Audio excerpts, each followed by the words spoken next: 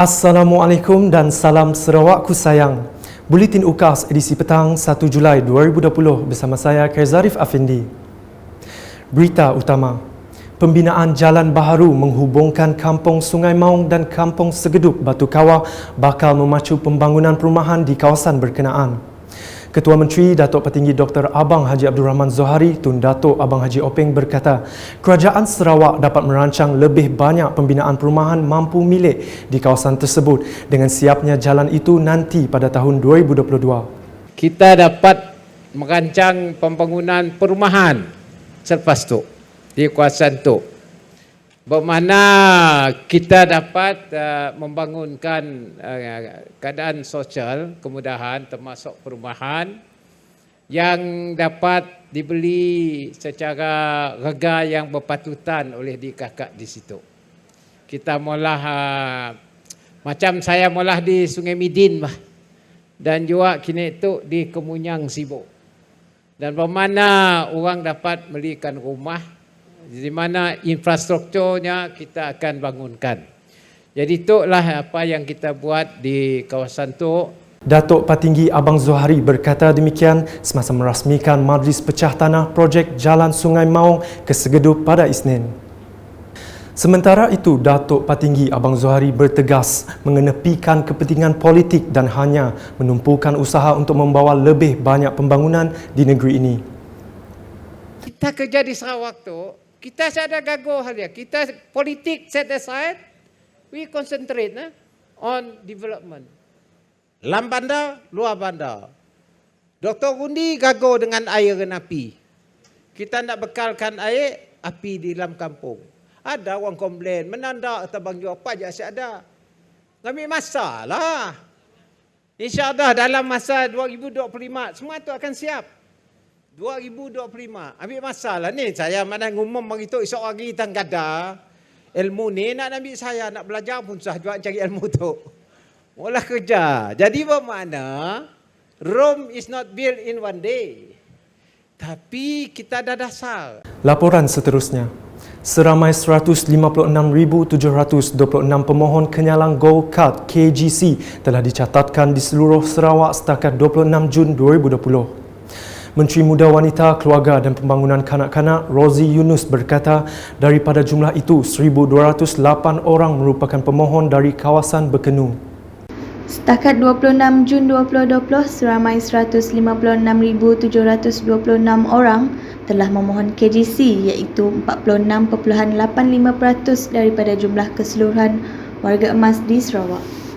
Bagaimanapun hanya 16,995 atau 37.03% warga emas dari bahagian Miri yang memohon iaitu 45,900 jumlah keseluruhan warga emas di bahagian Miri. Bagi kawasan berkenu, seramai 1,208 orang telah memohon KGC.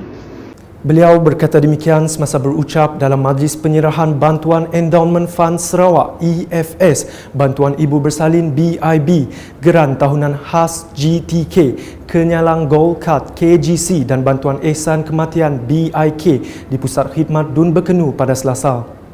Dalam perkembangan yang sama, Rozi yang juga Ahli Dewan Undangan Negeri Adun Berkenu memberitahu kementerian akan membuat satu percubaan penggunaan aplikasi iSarawak Care pada 3 Julai ini.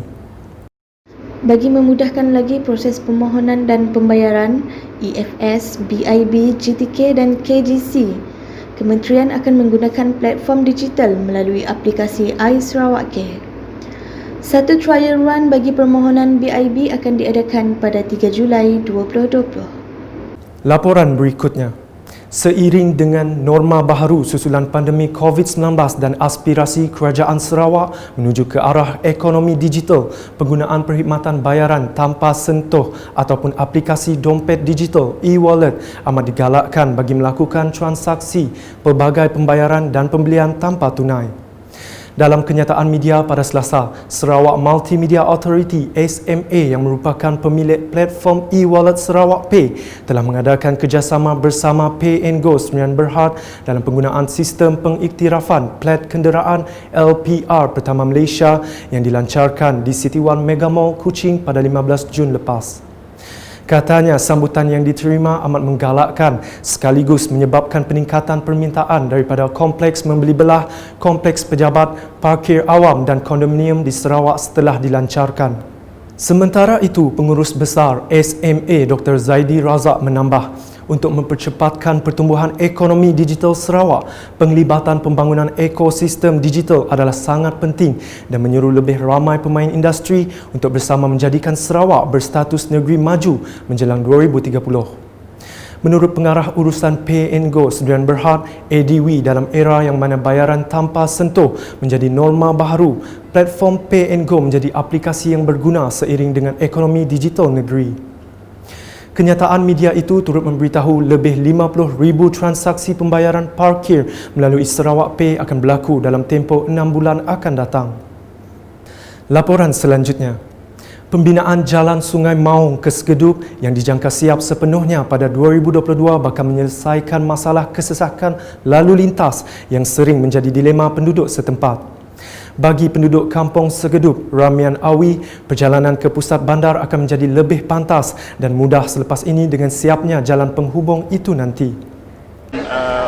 Jalan yang sesak daripada Batu Kawah melalui jalan Batu Kawah hingga ke Batu Tiga, seterusnya jalan melalui jalan Keretapi dan sehingga kita boleh shortcut ke jalan Rubber Road untuk memudah. Oleh kerana dengan adanya jalan raya yang baru ini, alhamdulillah kami sebagai penduduk di kampus Sekedup pasal sekolah diberi kemudahan dan itu baik sekali di bawah penyeliaan dan jagaan CM kita.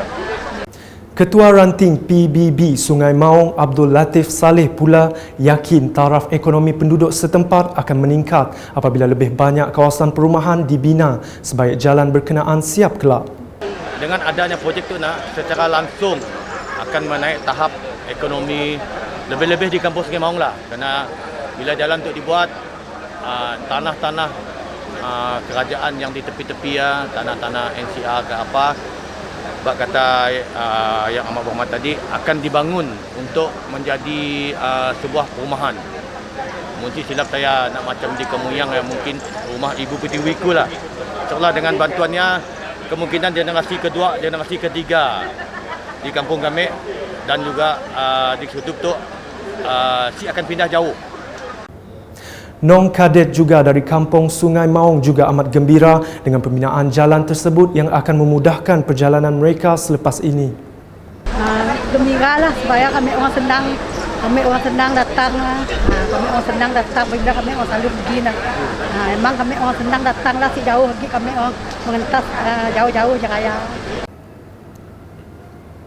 Sekian bersama saya Khair Zarif dan kru penerbitan. Ikuti laporan berikutnya pada edisi malam. Dapatkan berita terkini Sarawak setiap hari dengan melayari portal ukas.sarawak.gov.my, UKAS channel di YouTube atau melalui Facebook, Instagram, Twitter dan aplikasi Telegram Buletin UKAS.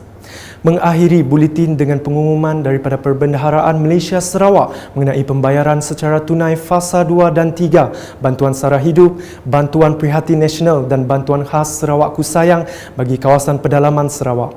Salam UKAS.